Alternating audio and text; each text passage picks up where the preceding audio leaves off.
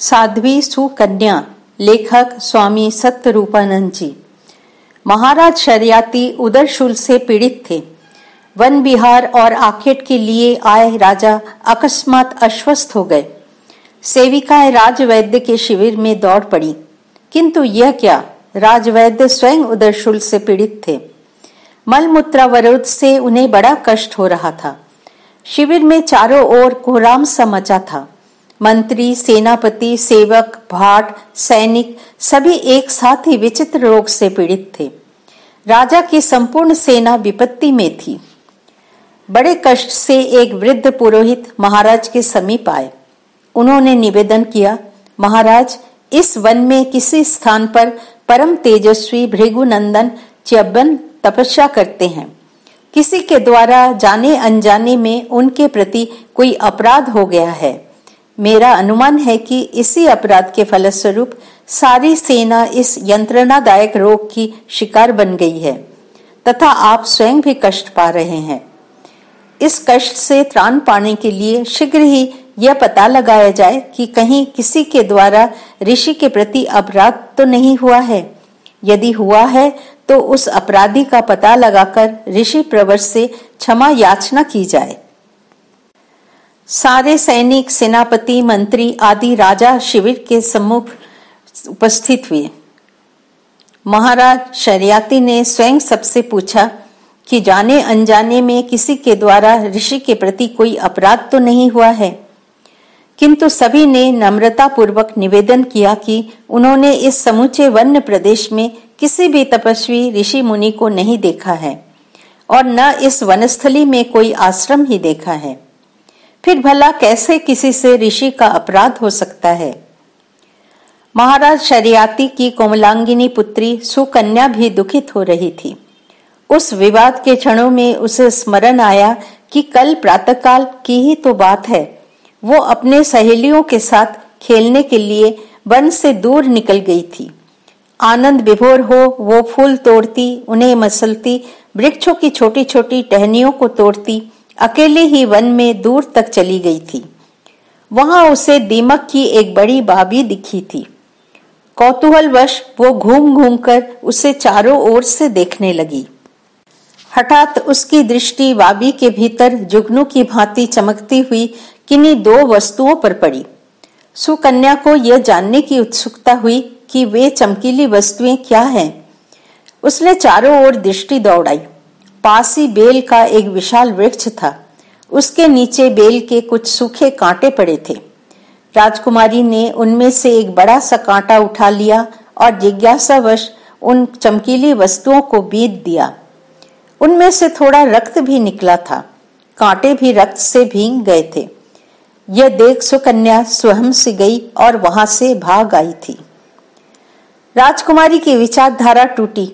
वो अपने पिता महाराज शरियाती के पास आई और उनसे कहा, पिताजी, कल प्रातः मैं अपनी सखियों के साथ वन में खेल रही थी। वहां मुझे दीमक की एक बड़ी बाबी दिखी। मैं उसे उत्सुकतावश चारों ओर से देख रही थी कि उसमें मुझे जुगनू की भांति चमकती हुई दो वस्तुएं दिखी। मैंने उसे बेल के सूखे कांटों से बीत दिया था। उनमें थोड़ा रक्त भी निकला था। पुत्री की बात सुनकर राजा अपने मंत्रियों और सेवकों के साथ उस स्थान पर गए जहां वो दीमक की बाबी थी। सुकन्या भी साथ थी। उन्होंने देखा उस सूखी बाबी में अभी भी रक्त के चिन्ह शेष है। राजा ने आज्ञा दी कि सावधानी पूर्वक उस बाबी को तोड़कर देखा जाए कि उसके भीतर क्या है। सैनिकों ने सावधानी से उस बाबी को तोड़ा। सभी ने शास्त्र विस्फारित नेत्रों से देखा कि उस बाबी के भीतर एक कृशकाय तपस्वी ध्यान मुद्रा में बैठे हैं। उनके नेत्रों से रक्त की धारा बहकर उनके कपोलों पर सूख गई है।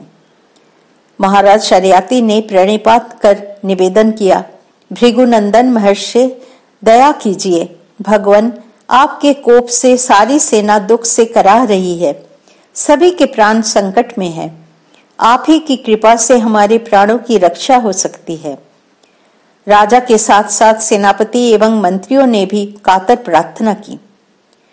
महर्षि च्यवन ने आक्रोशपूर्ण स्वर से प्रश्न किया, किसने मेरी आंखों को बीधा है? ऋषि की गंभीर वाणी सुनकर क्षण भर के लिए सभी कांप उठे। राजा ने साहसपूर्वक अपना परिचय दिया और कहा, भगवान, भूल से मेरी अबोध पुत्री सुकन्या द्वारा यह अपराध हो गया है। वो भी यहाँ उपस्थित है तथा आपसे अपने अपराध के लिए क्षमा मांग रही है। इस अबोध बालिका पर दया कीजिए। ऋषि च्यवन की गंभीर वाणी गूंज उठी। राजन, इस अपराध का तुम्हारी पुत्री को प्रायश्चित करना होगा। कहो, क्या तुम उससे प्रायश्चित करवाने के लिए प्रस्तुत हो? भयविनीत राजा ने दीन स्वर में कहा, भगवान, जैसी आपकी आज्ञा। च्यवन की मुख मुद्रा गंभीर हो उठी। बोले, राजन, तुम्हारी पुत्री ने मुझे अंधा कर दिया है। अब मुझे आजीवन एक ऐसे सेवक की आवश्यकता होगी जो रात दिन मेरी सेवा में रह सके। अतः तुम अपनी पुत्री को मुझे पत्नी के रूप में दे दो। शरियाती पर मानो वज्रपात हो गया। उनकी आंखों के सामने अंधेरा छा गया। उनकी 400 रानियों में एकमात्र प्राप्त संतान उनकी प्राणप्रिय पुत्री सुकन्या का विवाह एक वृद्ध मात्र अस्थि चर्म शेष निर्धन तपस्वी के साथ हो। शरियाती का कंठ सूख गया। उनकी वाणी अवरुद्ध हो गई। सुकन्या पास ही खड़ी थी। उसने भी ऋषि की बात सुन ली। पिता की दयनीय दशा, सेना का भीषण कष्ट वो स्वयं अपनी आंखों से देख रही थी। वो जानती थी कि वही इस विपत्ति का कारण है तथा उसके ही पास इस विपत्ति के निवारण का उपाय भी है। उसका निर्णय महाराज शरियाती तथा उनकी प्रजा के भाग्य का निर्णय था। एक ओर प्रजा और पिता का यह कष्ट था और दूसरी ओर थी जीवन के सभी सुखों की सदैव के लिए आहुति। वृद्ध ऋषि की सेवा में वनवासिनी होकर जीवन पर्यंत तिल तिल कर जलना। राज वैभव में पली महाराज शरियाती की एकमात्र कन्या, जिसने अभी ही यौवन की दहलीज पर पांव रखे थे, जिसे राजमहल में तिनका भी उठाने का अभ्यास नहीं था, सैकड़ों दासियां जिसके संकेत पर सेवा के लिए प्रस्तुत रहती थी, उसे ही अब वनवासिनी होकर एक अंधे तपस्वी की अहर्निश सेवा का व्रत लेना होगा। एक ओर कर्तव्य और धर्म का आह्वान था तो दूसरी ओर राज वैभव और ऐश्वर्य भोग का प्रबल प्रलोभन। इस द्वंद्व में से सुकन्या को अपने भावी जीवन का निर्णय करना था। मनुष्य का जीवन ऐसे ही संक्रांतियों में से होकर गुजरता है। संक्रांति के क्षणों में व्यक्ति द्वारा लिया गया निर्णय उसके चरित्र की परीक्षा होती है। अंतकरण में जब त्याग और भोग का, श्रेय और प्रेय का, कर्तव्य और अकर्तव्य का भीषण द्वंद्व चलता है, तब मन की गहराइयों में छिपे चिरसंचित संस्कार प्रकट होते हैं। इनमें से शुभ अशुभ, उच्च निम्न सभी प्रकार के संस्कार होते हैं। इन संस्कारों की प्रबलता ही हमें त्याग अथवा भोग, श्रेय अथवा प्रेय, कर्तव्य अथवा अकर्तव्य के पक्ष या विपक्ष में निर्णय लेने को बाध्य करती है।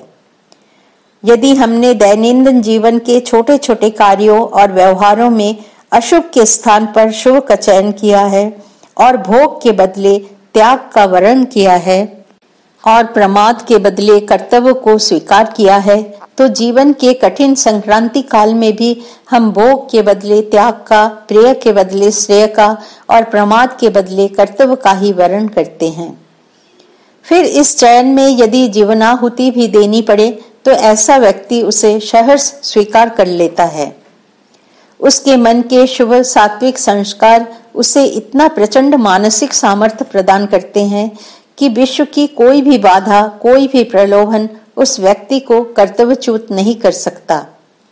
उसका चरित्र इतना दृढ़ एवं स्थिर हो जाता है कि उसे स्खलित नहीं किया जा सकता, वो अजेय हो जाता है। राजकुमारी सुकन्या के त्याग और कर्तव्य परायणता की कठिन परीक्षा की घड़ी थी। उसके भी अंतर्मन के संस्कार प्रबल हो उठे थे। आज उसे अंतिम निर्णय करना था। त्याग अथवा भोग के जीवन का सदैव के लिए वर्ण करना था। सुकन्या ने बाल्यावस्था से ही यत्न पूर्वक अपने हृदय में शुभ संस्कारों को संचित करने का प्रयास किया था। इससे उसे प्रबल शक्ति प्राप्त हुई। सुकन्या ने उन्नत मस्तक हो दृढ़ता पूर्वक निर्णयात्मक स्वर में कहा, पिताजी, आप ऋषि प्रवर च्यवन को स्वीकृति दे दीजिए। मुझे आजन्म उनकी सेवा का व्रत स्वीकार है। मैं उन्हें पति रूप में सहर्ष वरण करती हूँ। सुकन्या का अभूतपूर्व त्याग और कर्तव्य परायणता देखकर सभी लोग धन्य धन्य कह उठे। निरीह राजा शरियाती की चेतना मनो लौट आई। उन्होंने अश्रुपूर्ण नेत्रों से अपनी प्राण प्यारी पुत्री को गले से लगा लिया। उनका हृदय फटा जा रहा था। आंखों से अविरल आंसुओं की धारा बह रही थी। गला रोध सा गया था। सुकन्या ने पिता को आश्वस्त किया। पुरोहित आए, यज्ञ सामग्री एकत्रित की गई और शास्त्रोक्त विधि से सुकन्या का च्यवन के साथ विवाह कर दिया गया। राजा, मंत्री आदि सभी ऋषि कोप से होने वाली पीड़ा से अवश्य ही मुक्त हो गए, किंतु इस पीड़ा से मुक्ति पाने के लिए उन्हें जो महान मूल्य चुकाना पड़ा था, उसके दुख से सभी पीड़ित थे। अपनी प्यारी पुत्री को ऋषि के हाथों में सौंपकर महाराज शरियाती उदास मन से अपनी राजधानी की ओर चल पड़े। अपनी बिलखती सखियों और दासियों को विदा कर सुकन्या अपने अंधे और वृद्ध पति की सेवा में लग गई। पास ही एक नदी थी। उसने तट पर एक छोटी सी कुटिया बनाई। उसमें उसने अंधे पति की सुविधा के लिए यथासाध्य सभी व्यवस्थाएं कर दी। पति के जीवन के अनुकूल उसने अपने जीवन भी तपोमय कर लिया। वो पति के यज्ञ आदि कार्यों में सदैव उनके साथ रहती, उनसे पूजन यज्ञ आदि करवाती। जब वे विश्राम करते तब वन में जाकर फल फूल समीधा आदि एकत्र कर लाती और शेष समय भगवत चिंतन में लगा देती। पत्नी की सेवा शुश्रूषा से ऋषि च्यवन प्रसन्न थे। उनके दिन आनंद पूर्वक बीत रहे थे। एक दिन सुकन्या नदी में जल लेने गई थी। वहां उस समय देवताओं के वैद्य दोनों अश्विनी कुमार भी आए थे। उस बीहड़ वन में विद्युलता सी चमकती सुंदरी को देखकर उन्हें बड़ा आश्चर्य हुआ। उसका परिचय जानने के लिए वे उत्सुक हो उठे। उन्होंने उनसे पूछा, सुंदरी, तुम कौन हो? इस एकांत जनहीन वन में तपस्विनी के वेश में तुम किसकी सेवा में रहती हो? सकुचाती सुकन्या ने नीची दृष्टि किए हुए संक्षिप्त सा उत्तर दिया, देवगण, मैं महाराज शरियाती की पुत्री तथा महर्षि च्यवन की पत्नी हूँ। मेरा नाम सुकन्या है। देव वैद्यों ने व्यंगात्मक ढंग से हंसते हुए कहा, सुमुखी, तुम उस अस्थि चर्ममय बूढ़े तपस्वी की पत्नी हो। तुम्हारे बुद्धिमान पिता ने भला उस बूढ़े से तुम्हारा ब्याह क्यों किया? क्या तुम्हें तुम्हारे योग्य कोई राजकुमार न मिल सका? सुकन्या का मुख रोष से रक्तिम हो उठा। वो बोली, सुर वैद्यो, आपको विदित होना चाहिए कि मैंने स्वेच्छा से महर्षि च्यवन को अपना पति स्वीकार किया है। अश्विनी कुमारों ने सुकन्या को प्रलोभित करने के उद्देश्य से कहा, भामिनी, तुमने स्वेच्छा से अपने यौवन को व्यर्थ करने का व्रत भला क्यों लिया? तुम्हारा सौंदर्य देव दुर्लभ है। तुम इच्छा मात्र से स्वर्ग के सभी सुखों का भोग कर सकती हो। तुम चाहो तो हम दोनों में से किसी एक को पति रूप में स्वीकार कर स्वर्ग के सुख भोगों की अधिकारिणी हो सकती हो। सुकन्या ने दृढ़ता पूर्वक कहा, देवगण, जिस प्रकार कदली वृक्ष में एक बार ही फल लगता है, उसी प्रकार आर्य कन्या भी जीवन में एक ही बार पति का वरण करती है। मैंने अपना जीवन महर्षि च्यवन की सेवा में अर्पित कर दिया है। मैं उनके अतिरिक्त अन्य किसी पुरुष के संबंध में सोच भी नहीं सकती। प्रत्यक्ष प्रलोभन से सुकन्या को प्रभावित होते न देख देव वैद्यों ने उसके साथ छल करने का निश्चय किया। उन्होंने कहा, सुंदरी, हम देवताओं के चिकित्सक हैं। हमारे पास ऐसी औषधि है कि हम तुम्हारे वृद्ध पति को यौवन प्रदान कर सकते हैं, उन्हें नेत्र ज्योति दे सकते हैं, किंतु उसके लिए एक शर्त है। वो यह है कि तुम्हारे पति को यौवन प्राप्त होने के पश्चात तुम हम तीनों में से किसी एक का वरण कर लोगी। तपस्विनी सुकन्या के मन में भी नारीत्व एवं पत्नीत्व की सुखद कल्पनाएं आलोड़ित हो रही थी। पति की यौवन प्राप्ति की आशा ने उसकी कल्पनाओं के संसार को जगा दिया। उसने मन ही मन निश्चय किया कि वो अवश्य ही इस परीक्षा में प्रस्तुत होगी। उसे दृढ़ विश्वास था कि उसका अविचल सतीत्व उसका रक्षा करेगी। यौवन प्राप्ति के पश्चात भी वो अपने पति च्यवन का ही वरण करेगी। उसने सुर वैद्यों से कहा, देवगण, आप यहाँ प्रतीक्षा करें, मैं अपने स्वामी से आपका प्रस्ताव निवेदित करूंगी। यदि उन्हें यह प्रस्ताव स्वीकार होगा तो मैं उन्हें लेकर यहाँ आऊंगी। यह कहकर सुकन्या आश्रम की ओर चल पड़ी। आश्रम पहुंचकर सुकन्या ने पति से देवगणों का प्रस्ताव निवेदित किया। महर्षि च्यवन को पत्नी की मनोदशा समझने में देर न लगी। उसने समझ लिया कि उसका नारी हृदय नारी की परिपूर्णता मातृत्व के लिए लालायित है। पति के पास यौवन प्राप्ति का प्रस्ताव इसी इच्छा का प्रकाशन मात्र ही तो था। वृद्ध ऋषि च्यवन ने पत्नी की भावनाओं का ध्यान रखकर अनुमति दे दी। सुकन्या खिल उठी। वह अंधे पति को सहारा देकर देव वैद्यों के पास ले आई।